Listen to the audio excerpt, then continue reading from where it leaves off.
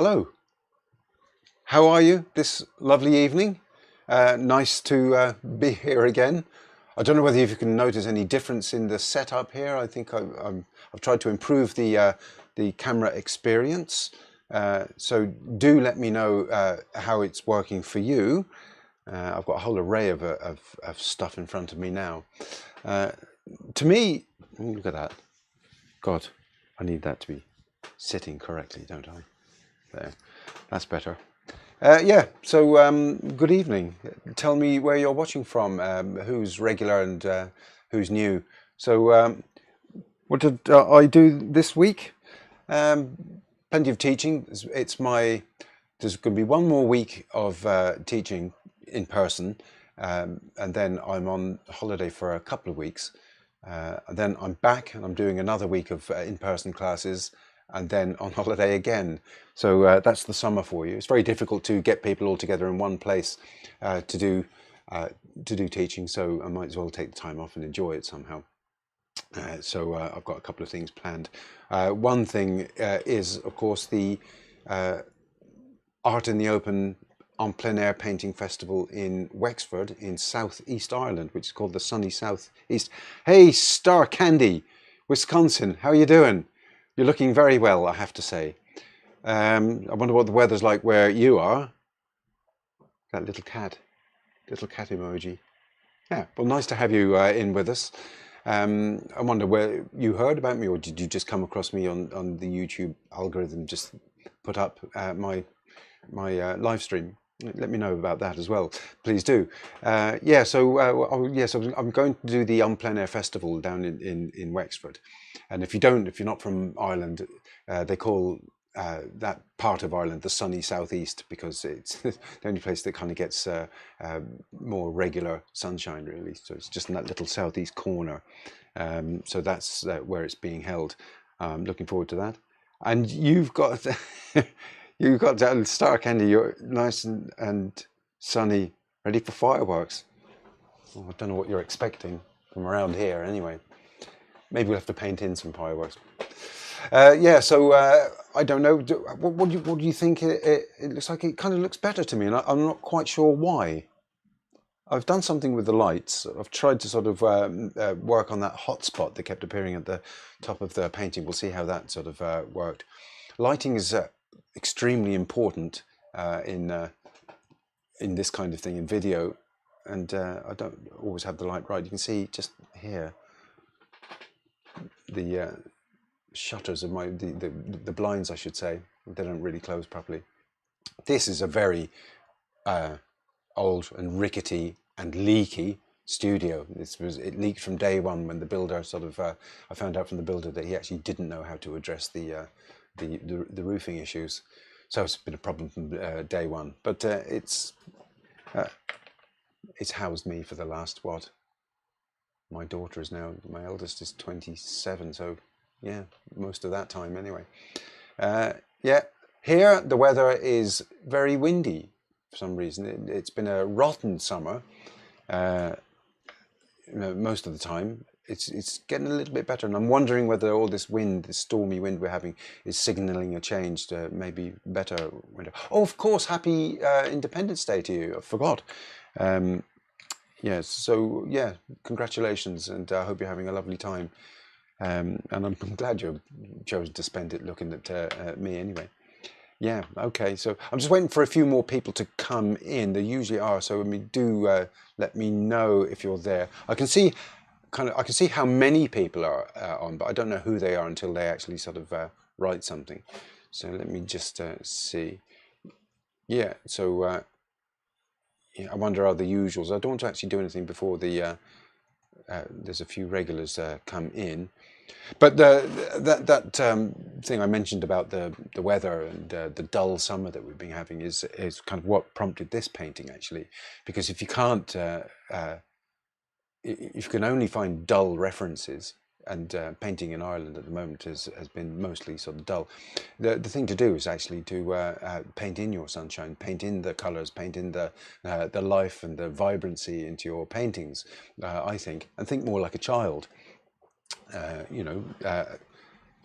When a child's painting, they don't worry about the colours that they're using. And let me see, inspired and grateful. I haven't seen you before either, so welcome again from Glendale, Arizona. 46, oh yeah, hang on, 40 to 60 degrees. Now you've made me have to do mathematics, and I'm no good at mathematics and arithmetic. What's that in Celsius? Johannesburg. I'm starting to get a bit sort of worried here. You know, imposter syndrome. So what am I doing talking to people from all over the world? You know, at the moment, it's quite sort of humbling, I think. Johannesburg, Vancouver. Hello, Diane. Miles, thank God, somebody I know. I feel as if I know you so well since childhood, Miles, now that you've turned up. Well, it's great to have everyone in. Yeah, I mean, this internet thing it's wonderful. I grew up in an age, I was looking at an American comedian on YouTube, and he's telling the young people in the audience, you know, we used to have to memorize each number that we knew, you know, to phone people with. And you know, and there was no such thing as voice answering systems. I think businesses had them, but regular people didn't. And it was kind of weird even to hear it from somebody who's actually a little bit younger than me. But anyway, yes, painting in your own summer, inspired by the rotten weather. So let me see, what am I going to be painting with first of all? Let me get my. What am I going to paint, actually? So the first thing is, let's have a look. Yes. Now, isn't that a dull picture to paint from? And that's what we've got to. 46 degrees, 115 degrees. Oh, right. Okay. So you were talking in Celsius. 115. That's very hot, isn't it? Gosh. I mean, I'm wearing sandals at the moment, but to be honest, my feet are cold. And I'm wearing a t-shirt. You know, but I could be wearing a bit of a jumper. Yeah, Martin, how you doing? Yeah, that's too hot. And so I would expect, from my poor knowledge of the States, Arizona would be quite arid, kind of desert. Am I right? Yeah, I must go there. One day I'll get there. So yes, so that's what I'm going to paint. That is a field, and they're old-fashioned kind of what we used to call hayricks or haycocks, or what could you call them? Just hay. What's it? Hay bales? Well, they're not bales really. Bales came in afterwards, but that's the old way of piling up the hay to let it dry in the field. So that's what I'm going to paint. Okay, so there'll be a small version of that on the syndicated Long Beach, California, I presume. Yeah, CA. Yeah, okay. Very welcome. And, you know, once again, congratulations and happy Independence Day to you all. Let me just see what I'm going to do now. Now I see there's an advert come on. I wonder whether you're all getting adverts at the moment. Are you there? The adverts last 15 seconds. 20 seconds. Yeah, there's nothing I can do about that. Right, so when you come back on, I'll show you the paints.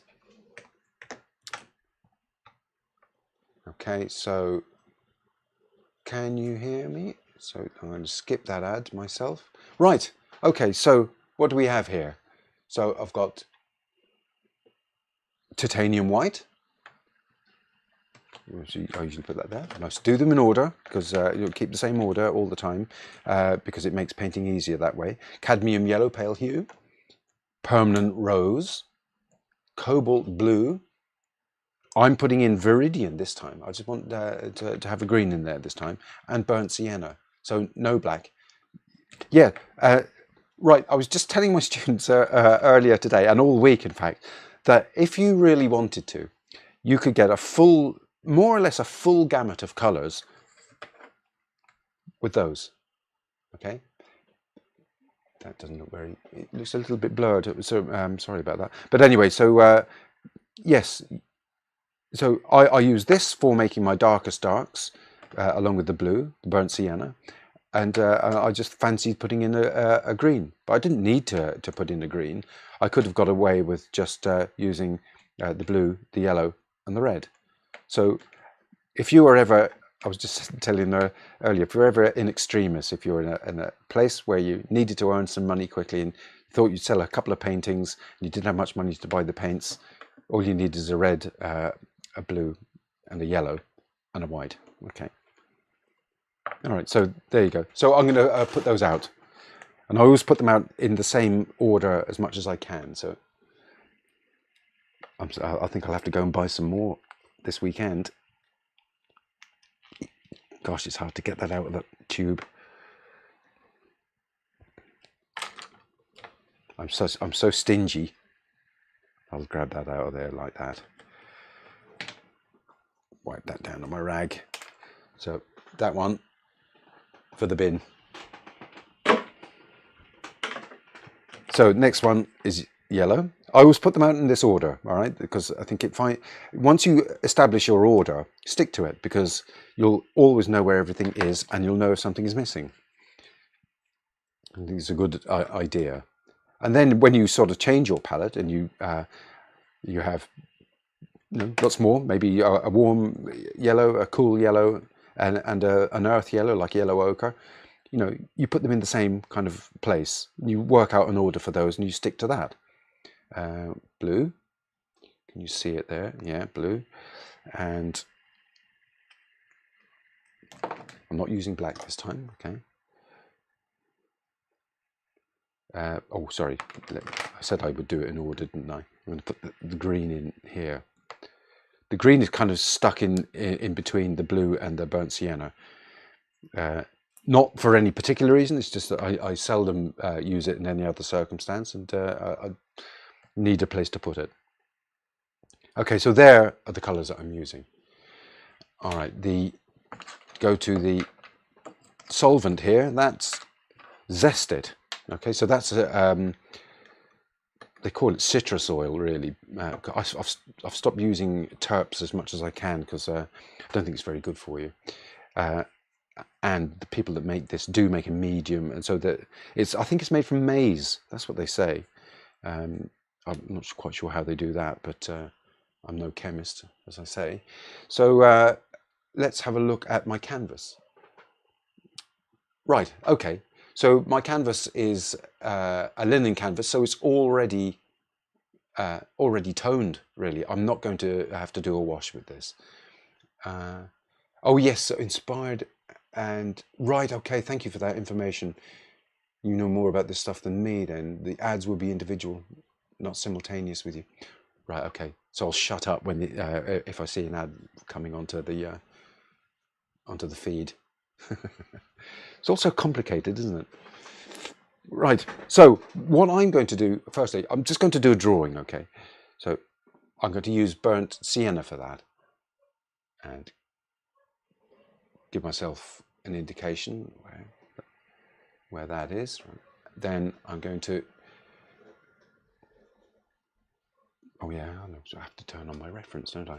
I've got the reference on an iPad on another device in front of me. Right, so let's put in some trees there. I just don't need to be specific about those. There's bits of trees going along there, like that. And remember, we're not after a photograph here. And you see as I go on, the way I'm going to sort of play with the image. Okay, so haystack there, haycock there, and another one maybe here. There are buildings, but I'm not particularly interested in the buildings, to be honest. Okay, so another one there. There's a kind of a change in the field, so it's more hay-like up here, and then down here it's more green, and then there's a path. So I want a path there. I want the viewer to think about walking down that path. Okay, and then there's various bits of green in there. And then there's the sky, which I'm going to treat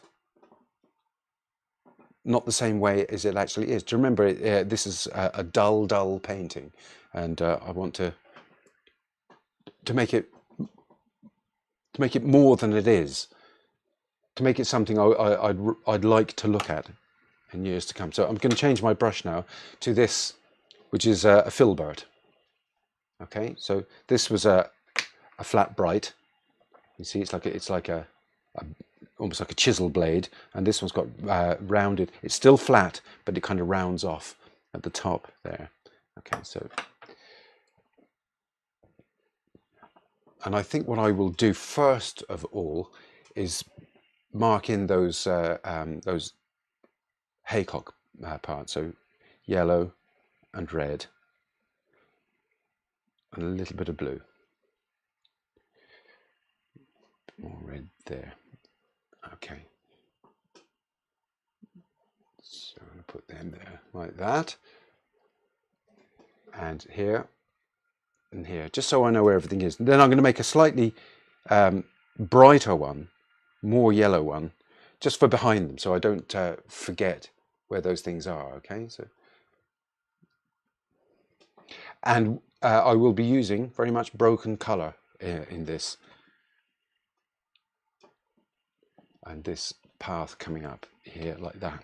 So I'll get those stated in my painting, so that I don't forget where they are. In fact, also this area here is kind of hotter than the rest of it. Okay, I'm now going to put in that tree line. Okay, so let's grab some Viridian and add a little bit of red to it and yellow. And it needs more red to it. Viridian, when you mix it with yellow, it actually becomes very toxic. It kind of looks toxic, if you see what I mean. It looks acidic or something. So let's get some more green in there.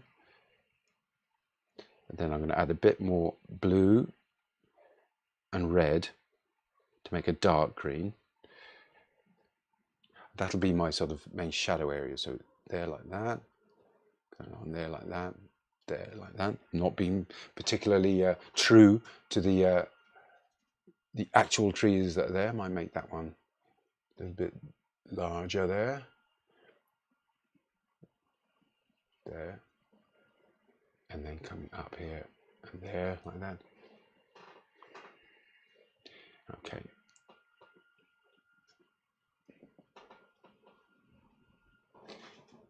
Okay, so I've got my trees in there.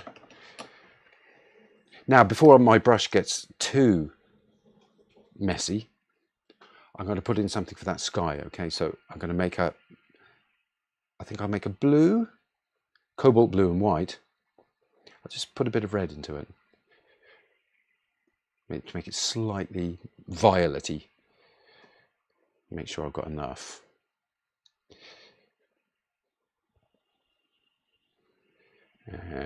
Red.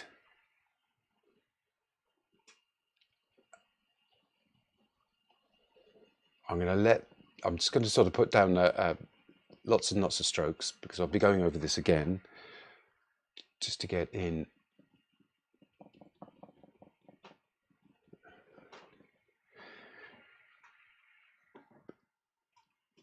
the sky, because you know it's still an alla prima painting, so I want the whole thing to come forward more or less at the same time.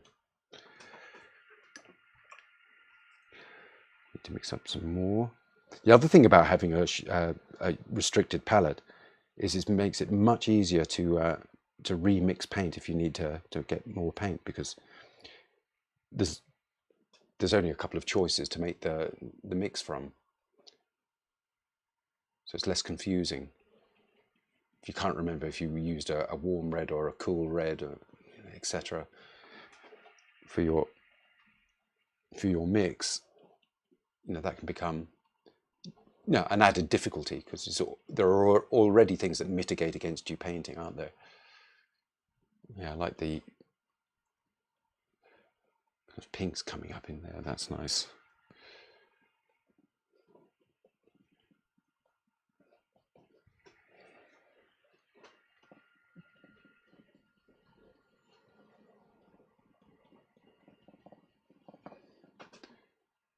Put those in there. That's it. There. Okay, so we've got a kind of a sky in there. Let's try the foreground now, or the greens. So let's try that, make some more of that viridian yellow mix. Put red into it, more yellow. Make sure I have enough.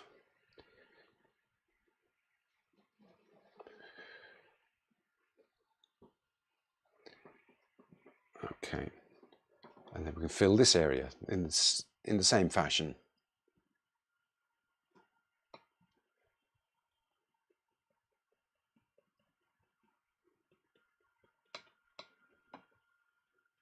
Yeah, I was saying about children painting. You know, you give them a box of crayons or whatever it is that you give them, and they don't start sort of worrying about the temperatures and the the transparency of the paints, or they just grab their favorite color and launch into whatever it is that they're doing. No fear. And it's trying to get some of that that feeling back in your work, because if you don't, I suppose, then otherwise you start going off down a road of perfection, which you can't actually achieve, or recreating photographs in exactly the same way as they actually are, and that's frustrating two ways. If you can actually achieve it, it's frustrating because all you've done is recreate a photograph, and if you can't, then it's just very frustrating because you can't do it. Okay, so I've got the general sort of mix in there. Looks very dark. That looks very dark. Is that very dark for you guys? Star Candy that's your problem. Yeah, it's everybody's problem. Yeah. So yes, just someone let me know if that's too dark. That for me is a mid-green. I'm looking at it and it's a mid-green, and on the screen it looks quite dark. So hang on, let me just do something for a moment. If you just bear with me for a second. Just going to adjust the camera. Just a bit. Okay, so let me see what happens here. So canvas, and then the exposure.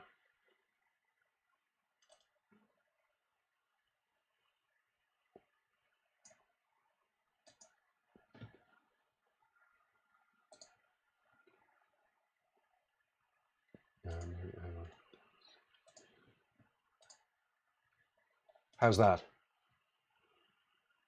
How is it now? Yeah, actually, it's going to change in just a second, and let's have a look. That looks better to me at this end. Oh, brilliant. Okay, great. Thank you very much. Thank you. That's okay. So just must make sure I remember that setting. OBS has a tendency to forget. Thank you very much, guys. Yeah, that's lovely. So let me continue. So I'm going to lighten up the green now. So I'm going to grab some more yellow, and I can put some red into it, and I'm going to start making some hue variations in that vegetation in the grass around it.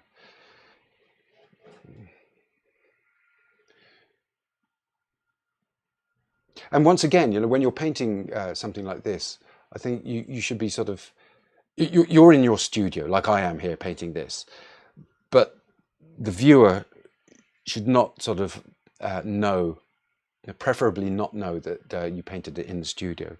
You've got to sort of emulate that sort of immediacy that you would get if you were actually standing there and you were actually being attacked by midges and mosquitoes sort of at the edge of this field, and you were actually hungry and thirsty, because you forgot your drink.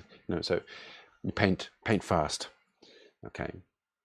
All right. So into the hayricks again. So some more yellow into that golden color. I'm going to add a little bit of blue into that, just make it slightly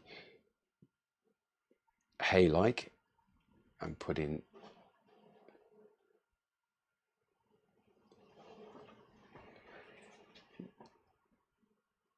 some tones there. Bring up there like that. Bring the that hay. I'm not much of a farmer, am I? I'm not sure what that would be. It'd be hay or straw or something like that. That kind of straw look area there into the green.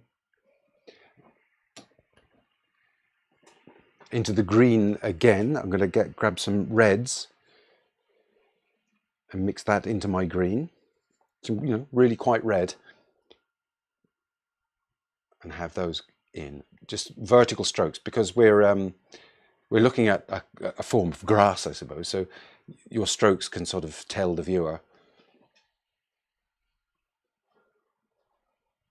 that this is kind of standing grass, if you see what I mean. Yeah, I wouldn't make much of a farmer, would I? And in here too, that's not to forget that. Move that in there. Okay, I'm going to go back into the sky. I'm going to lighten up the sky as it comes towards the horizon. So a light blue. Need more white in that.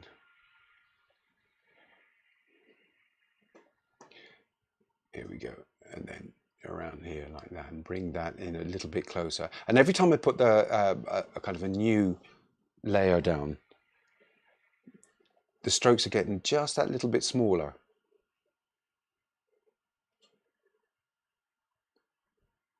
Okay, into there like that. So you're building up this broken color effect bit by bit.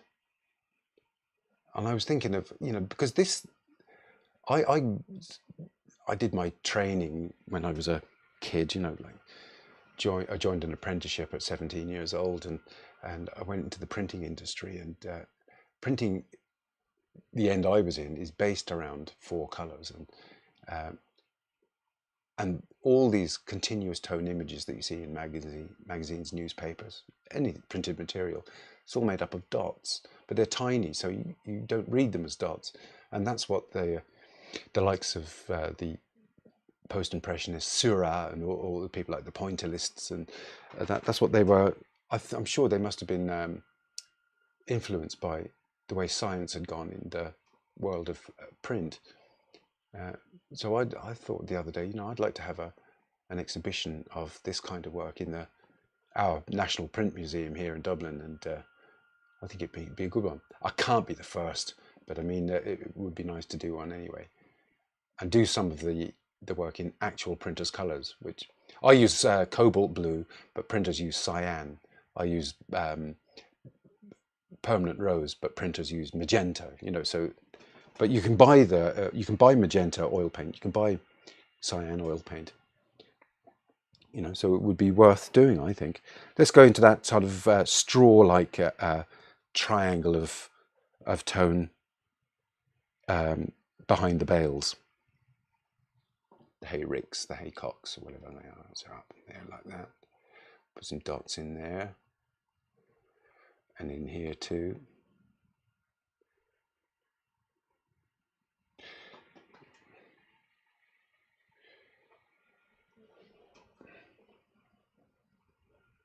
Okay, and even in here, vary those around a bit. Okay, back into the trees. I want to get some green, because I'm bringing the whole thing forward together. That's the idea. A little bit of white in that, yellow and red. Let's make a lighter, natural green here. And then I can sort of say, the light's coming from the right, I think. So I can do something with those trees there.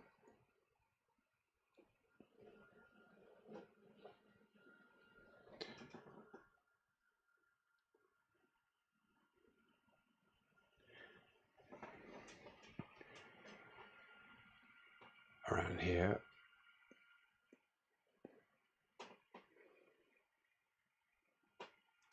Get some shape on those trees there. All right, and then move away again.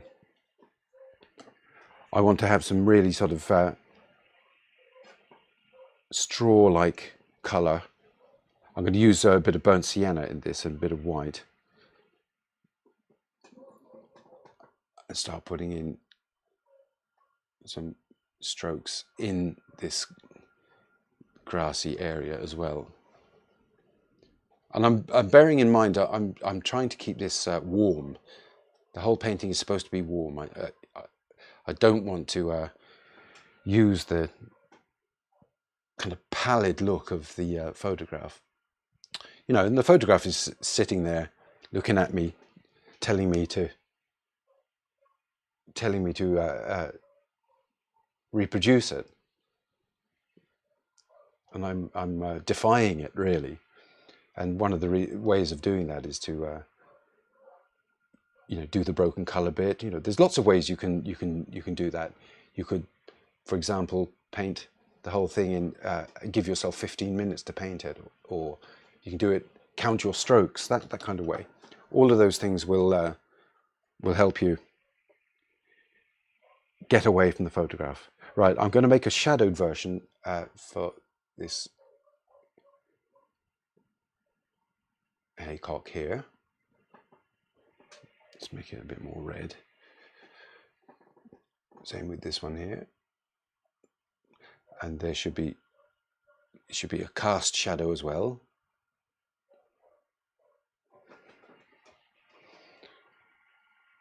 There, that small one in the distance.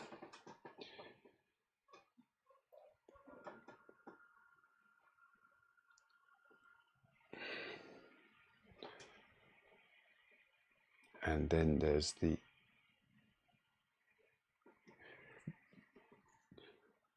very seldom used pathway by the looks of things. It doesn't have much traffic, so it's getting overgrown with grass. And then the pathway disappears. We don't want it to sort of go all the way up to the trees, because you've got to leave some room for the viewer to walk off themselves and wonder where it goes.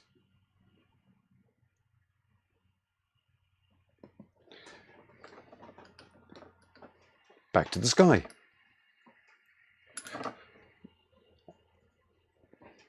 And now I want some pinks in the sky, so I'm going to mix up some permanent rose and white, roughly to the same sort of same tonal value as the blue.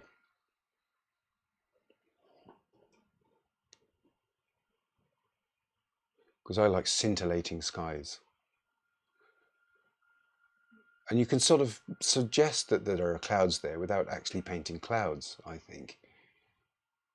People read into your painting things that you kind of know aren't there, but you don't tell people that. You just let them get on with it. You don't sort of tread on their dreams.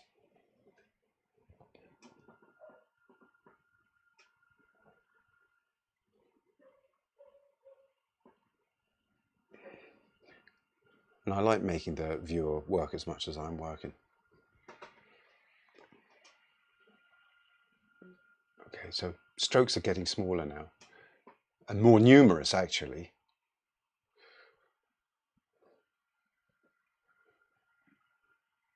But that's the thing. When it kind of gets to this stage, for me, it starts getting into the realms of the therapeutic, you know, where you just go off in a kind of a reverie, and time passes. Time stands still, actually, sort of for a while, and you know, next thing is you come to, and you've been painting for 4 hours, that type of thing. I don't know what your experiences are, but that would be mine anyway. So now I'm starting to get into the realm of the playful, you know. So I like to delineate things. So I'm going to put a line around that hayrick. This will start me off on where I want to sort of go. And using the red kind of makes the painting hotter, which is what I want. Put in some there like that. So you're telling a story actually, rather than just painting a thing. And nobody, once you get into the realms of imagination, nobody can criticize you really, because it's your imagination. How the hell does anyone else know what's going on in your head? And you know,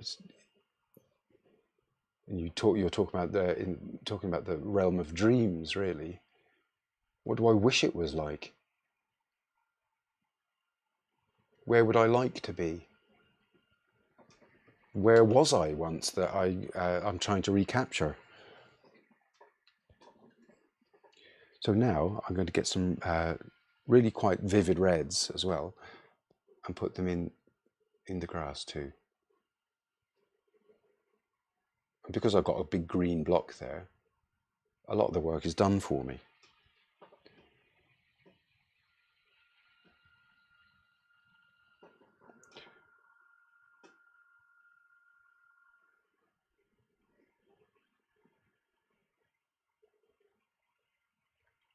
I'm trying not to disturb the paint that's already there. So I'm loading up the brush and just leaving the paint on, really.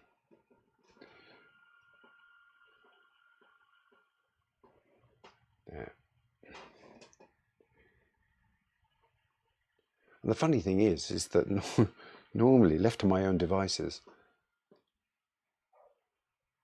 I could be very somber in my painting, I think. You know, lots of heavy dark shadows and you know, rich colors, but quite a lot of darkness, I think. I don't mean sort of psychological darkness, but maybe there is something psychological going on there. I don't know, but I'm a kind of, I can be quite a somber individual at times, I think. And maybe a bit of an introvert. Just my wife sort of asked me that the other day. She said, "Do you think you're an introvert?" To be honest, I don't know. I'm going to change my brush now. So back to the sky, I think. So I'm going to make a warm pink. Okay, so that's what I made before, was just a white and permanent rose mix, and now I'm mixing yellow into that same pink, adding white, and that will give me a warm pink.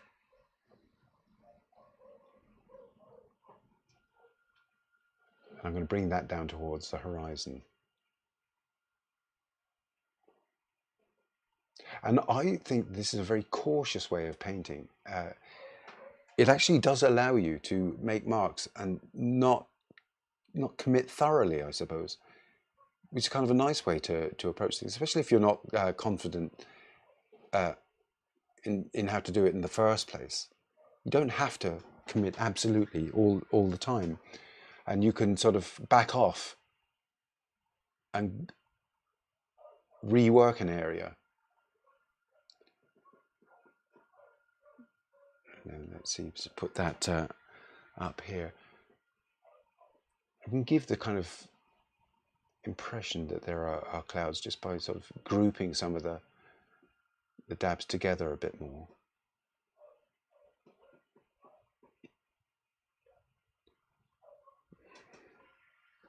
Oh, this brush is a number 2, it says, but it's another short, flat, bright synthetic brush. At this size, synthetic brushes work very well. So, I mean, that's just what is it, a 12 by 10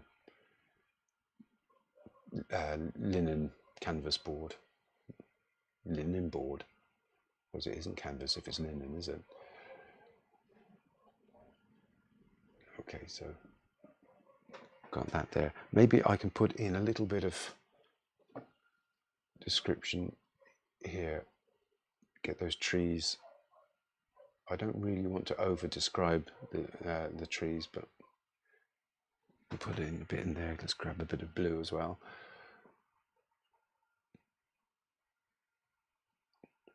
In there.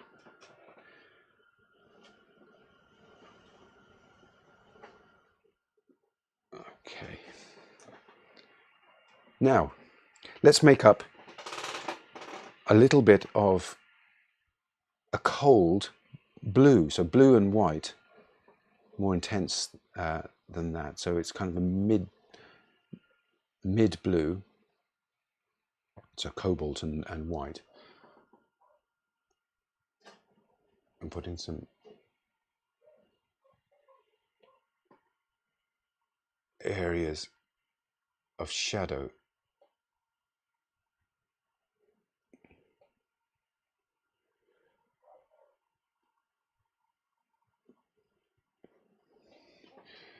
And do it for all of them.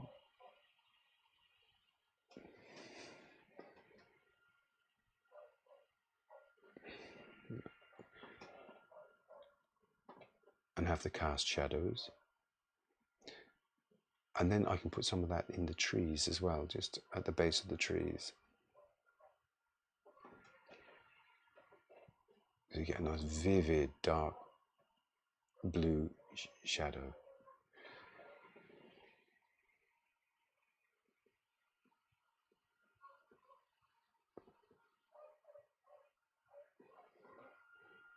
All along there, all along the tree line.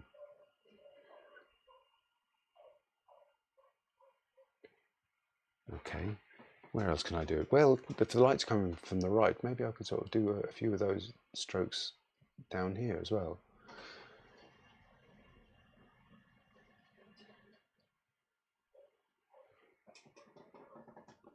And in here, and do you know what? In there, I'm going to make them more purpley, so I'm going to add a bit of red to the blue.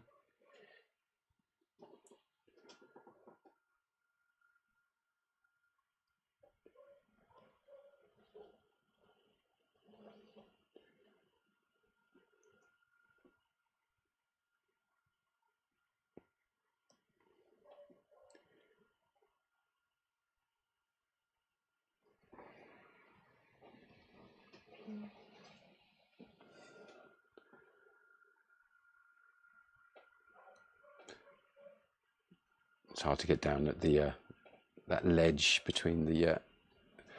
I've got the canvas sort of sitting on a ledge of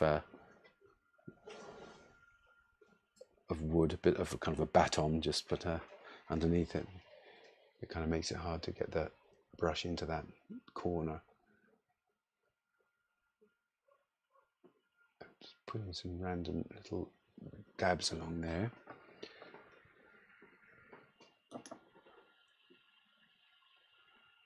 Ivor, how are you doing? Let's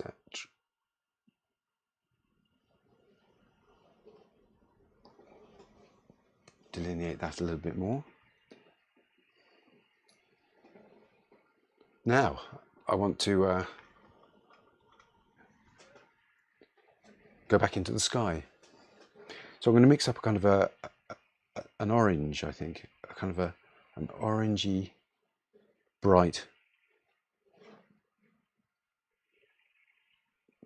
Just then pale it back with a bit of white.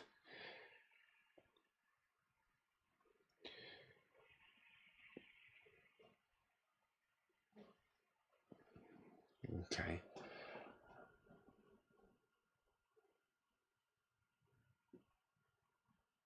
My strokes are quite small now.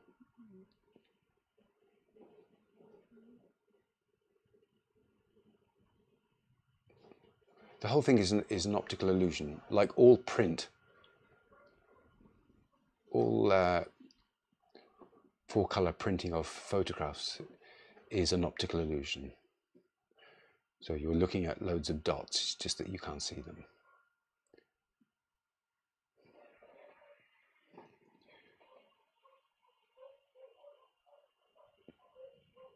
And my aim is to heat up the painting to make it a sunny environment where the sky is shimmering.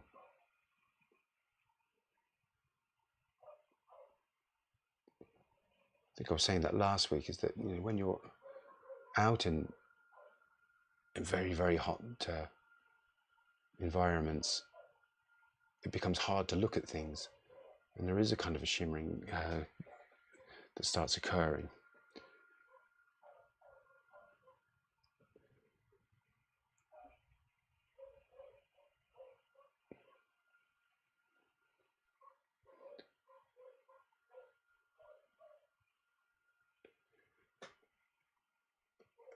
You can see that up there, so I can sort of intimate that there are clouds, suggest that they're there, just by having random or hues in the sky, in kind of in groups, without actually without bashing home the idea that they are clouds by over describing them.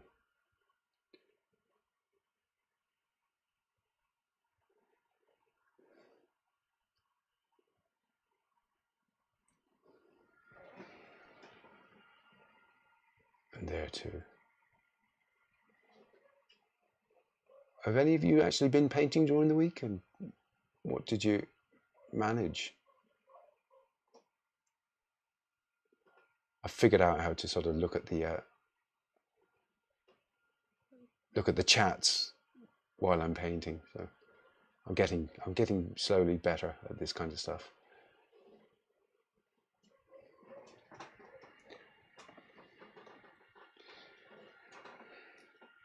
Okay, back to the greens. I'm going to lighten up that green again.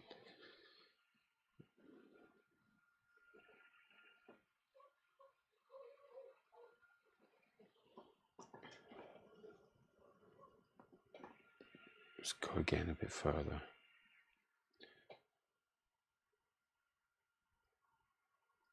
And these strokes are smaller as well, so they're making the whole thing sort of appear random. I'm going to put some in here as well, not to let that part of the field get away with it.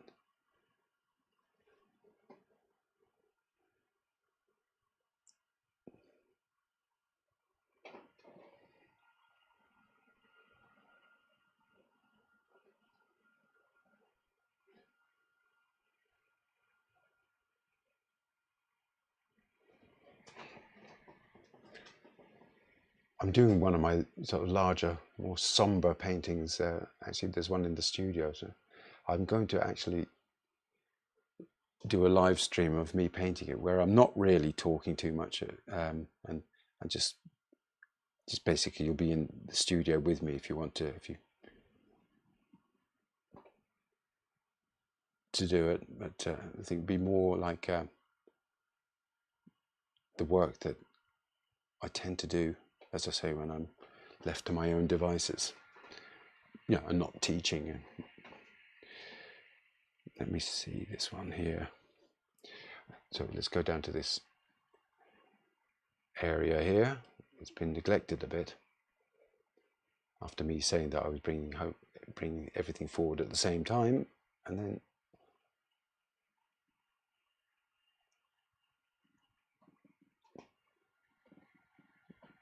yeah, so let's really go pale with that.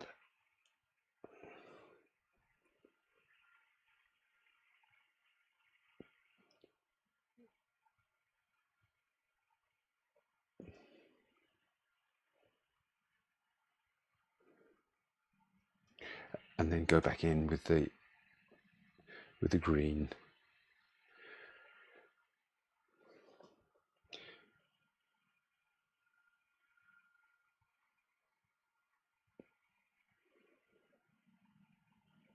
I'm not paying particular attention or respect to the actual patches of grass. I'm just putting in the idea that there are patches of grass, because it's a seldom used pathway.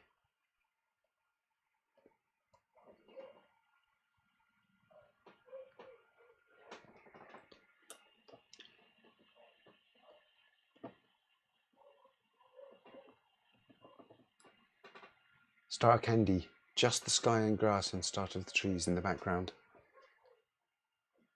Or have you missed much, I suppose? Is that what it is? Yeah. Anyway.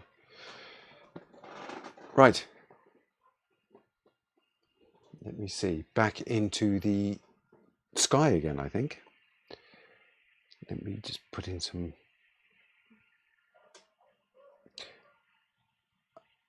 kind of a lavendery kind of colour.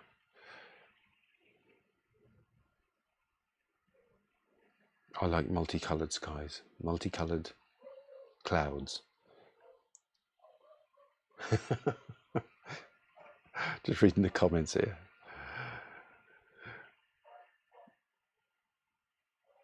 There. Let's see how this works. That's not enough. A bit more red into that. Oh yeah, that's better. Yeah. And I just place them randomly around, so just in such a way as to just make the sky more interesting and have that kind of shimmering effect.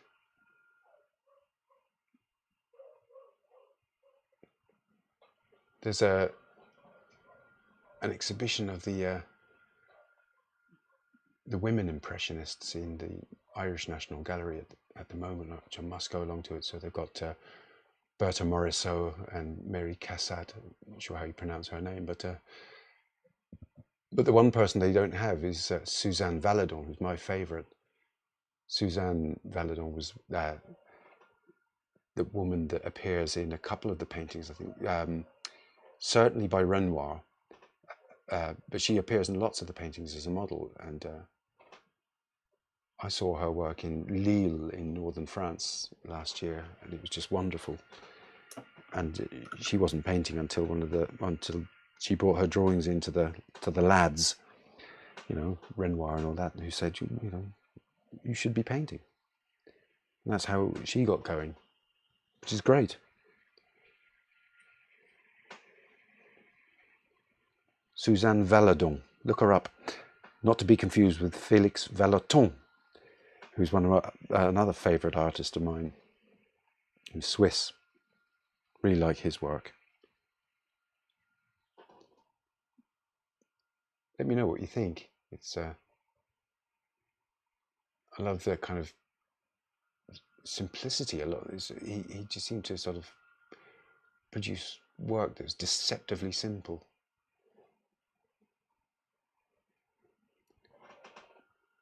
He used to hang around with Pierre Bonnard and French painters, kind of contemporaneous with the Impressionists, I think. Maybe just my feeling is he's slightly after, but that's not necessarily the case. Don't take my word for that.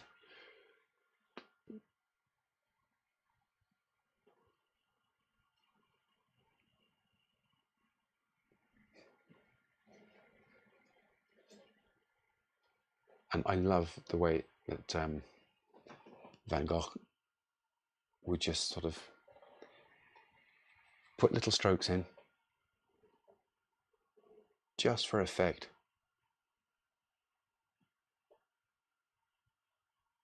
Because he really was in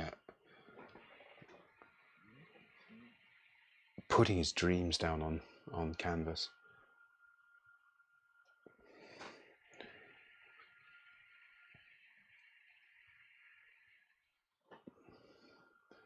And I think, am I right in saying that he did all his work within 10 years? I mean, that's extraordinary.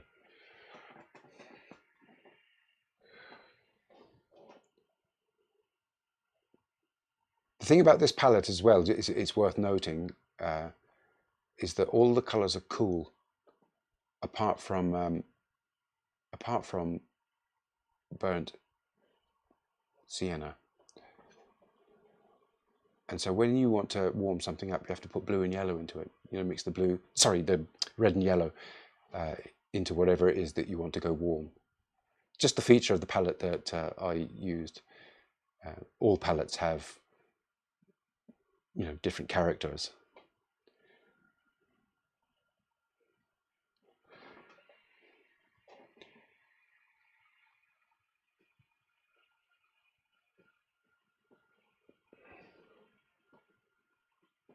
maybe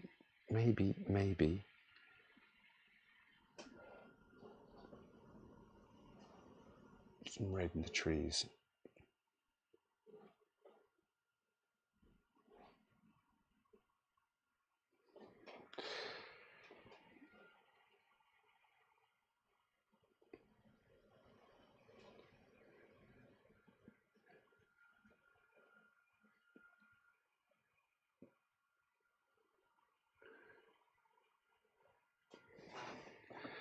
I'm just going to put in some really light,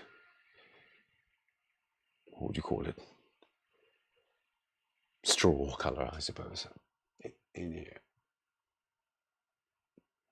In a quite a gratuitous manner.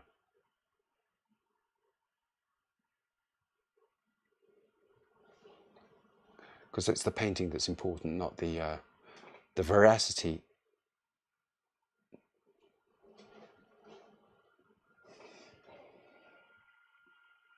Put one in there so that I can define that distant haycock.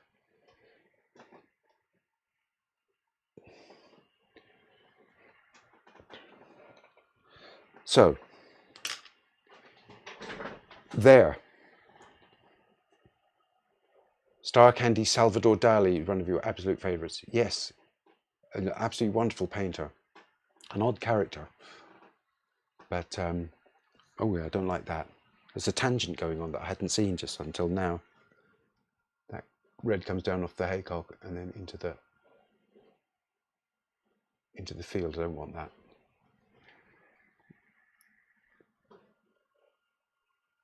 Maybe just put in some little description there. And maybe into that one as well. Because all you're doing is telling people that there's a haycock there. You're not telling them that it's that particular haycock. That's the childlike thing about it, is that they'll draw a house which is a box with four sort of other boxes in it, which are windows. And that's all you need to know. It's a bit like medieval art, I suppose, you know. The king is big. Everyone else, little. Bishops and knights, a bit bigger. With the important things big.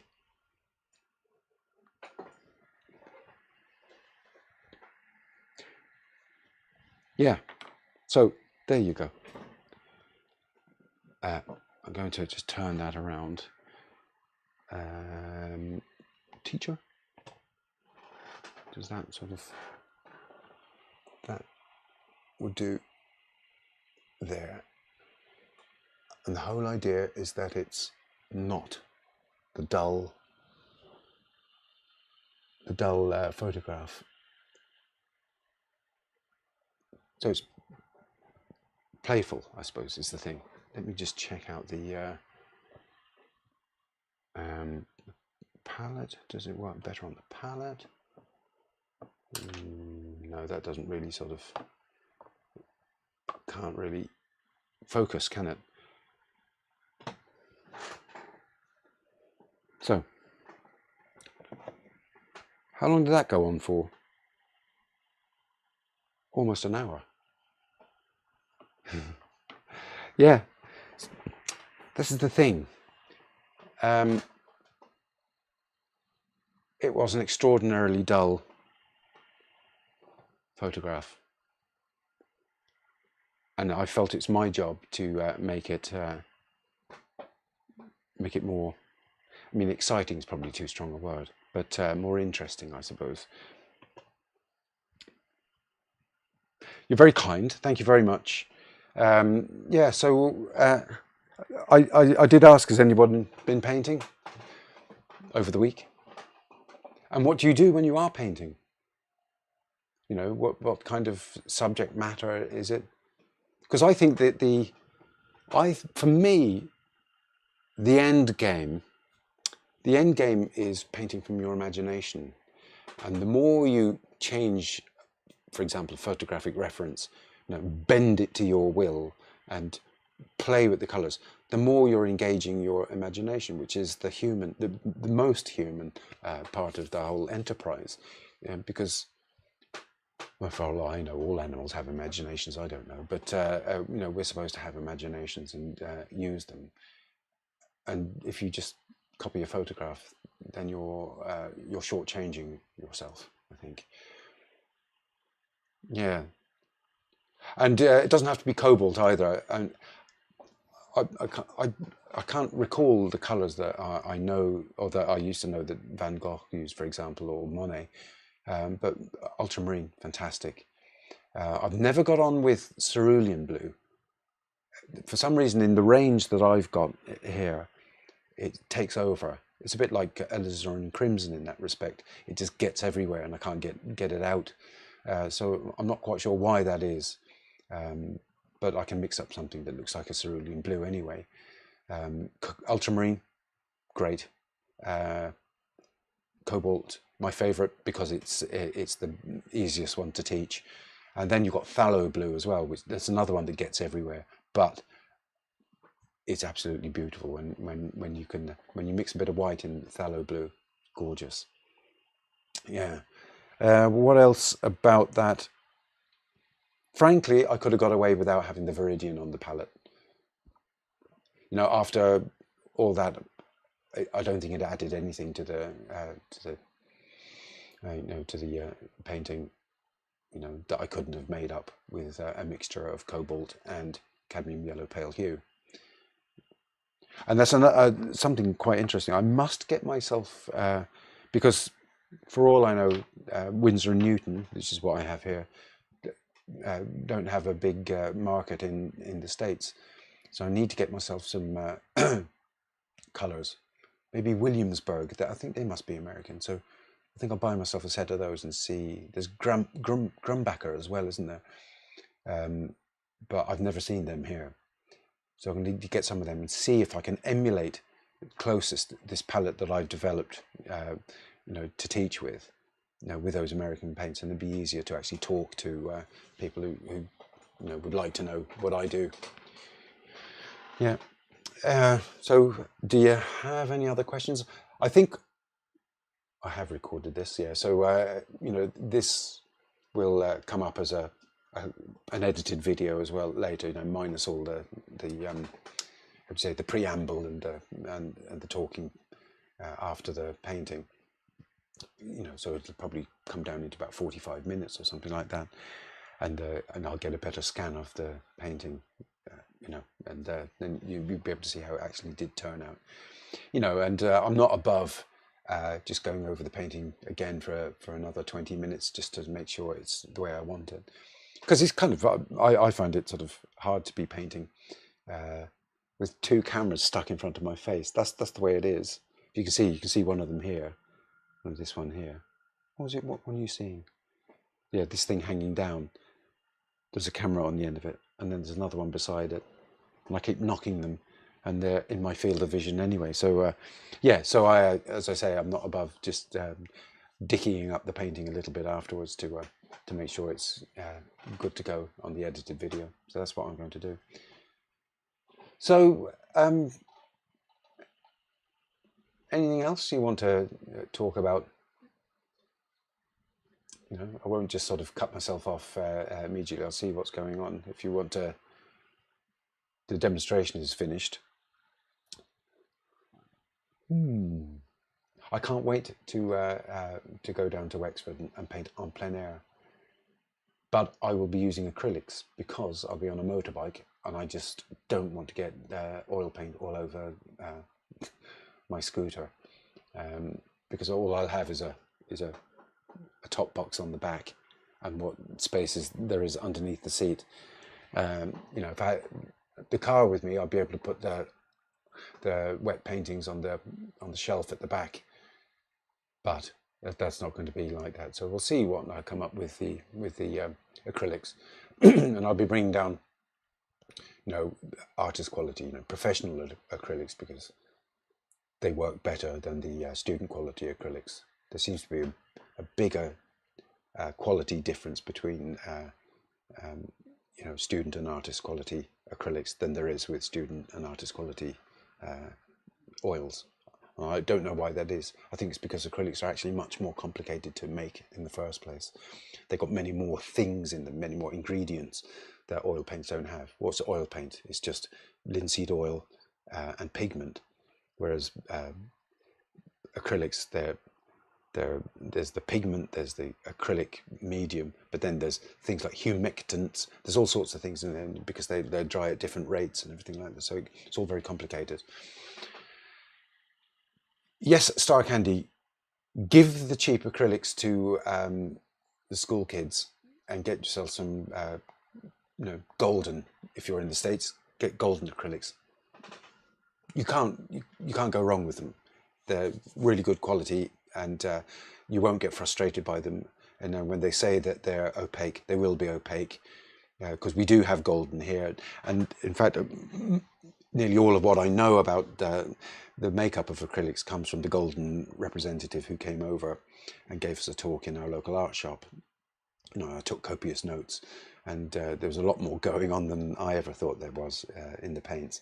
So he was really, really, a knowledgeable source of information. Yeah, so yeah, golden, very good. I can't think of any other brands. Maybe Grumbacher do them as well. But yeah, do. And you don't need to go overboard in the colours either. Just get maybe the ones that I've got here. No, all you need is one red that's in the middle of the red on the colour wheel, a blue that's in the middle of the blues, and a yellow that's in the middle of the yellows on the colour wheel, plus a white, and maybe treat yourself to something else. Get the basics in first, and then you could spend a whole heap of money, couldn't you, on paints? So look, that's all there is for now, and I will see you next week with the help of God and the following wind. And so listen, have a lovely week, everybody. Look out for when I'm painting. I'll be painting sort of standing up out here. So there's my easel there, you can see it. There's I start one of my attempts at a what do you call it, a Georges Braque cubist type painting. I've done several of them, but I'll be doing a different kind of painting up there, and there'll be only one camera on all the time, because I won't be able to chop between other cameras. I'll be facing the other direction from here, which is my television studio is in front of me. I know that's all gets very complicated as well. Listen, have a lovely week, everyone. And if you do need to know anything, or if I could help with any questions you have, drop me a line and I'll talk to you. Okay. Bye-bye, everyone. Maybe I'll sort the bloody colour out on this. I'm looking at myself. I look as if I've been eating tons of carrots or something. Listen, have a great week. Bye, everyone.